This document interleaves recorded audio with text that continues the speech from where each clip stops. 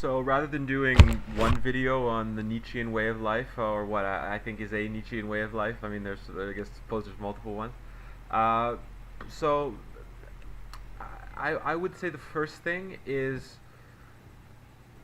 perhaps along Epicurean lines, enjoyment. And and the really important question there is, okay, you can say enjoyment, but it's what does enjoyment mean in this context? Um, and it's a sort of enjoyment that comes from,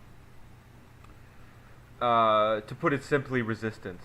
Um, it's the sort of enjoyment that may be long-term gratification, may have long-term objectives, though is perhaps most helpful to just see in the moment, no matter what stage you're at. So, which means you're basically finding pleasure in suffering. Now, a way to see this would be, walking on hot coals kind of thing, just completely unnecessary imposition of pain upon yourself. Like punching yourself in the face, let's say. Um, that's not the kind of Nietzschean way I'm going to be talking about here, or that I would even consider doing. Um, an example of this would be high intensity cardio. Say running up a mountain really fast to the point of nausea. Um, that's the kind of thing which, yes, it's incredible suffering in the moment, and paradoxically embracing that suffering most fully is how you get something like pleasure out of it. But the moment you think about it as pleasure, it loses it. So you really have to sort of paradoxically just live it, and realize the suffering is the point. But that's a suffering which not only is something in the moment, but also contributes to long-term goals. The more you run over a period of time, the more fit you get, etc.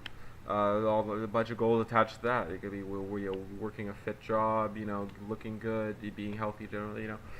So, see, now that's how we tie in this kind of Nietzschean life to this sort of everyday thing that most of us do in some way, which is operate within some kind of goal structure.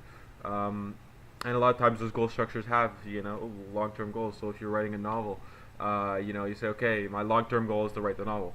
But it's short-term, let's say I want to do 4,000 words a day or something like that. So there's the kind of short-term goals along the way. But the point is, this is a kind of exercise where, it's a creative exercise, and Nietzsche was into creativity. Is really the wellspring of what it means to be human. Um,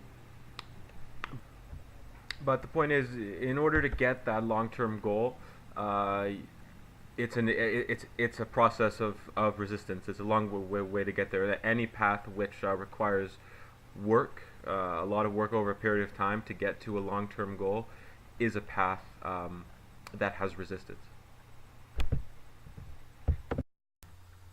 But I think it's important not to disregard the life of intense suffering that is not predicated on necessarily a long-term goal, as what I consider a Nietzschean life.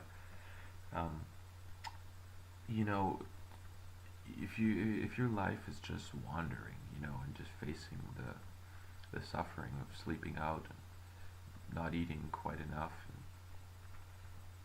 and, the caloric depletion of that walk and everything, it's that's true difficulty, you know, and the kind of difficulty that you get fit, but both physically and mentally doing that.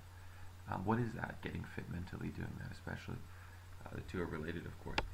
Um, that is,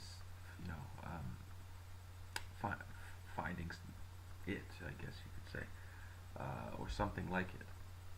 And it doesn't it can be suffering and striving through suffering, through kind of dull confrontation with the harsh realities. You kind of find a comfort by taking the rabbit out of the bag.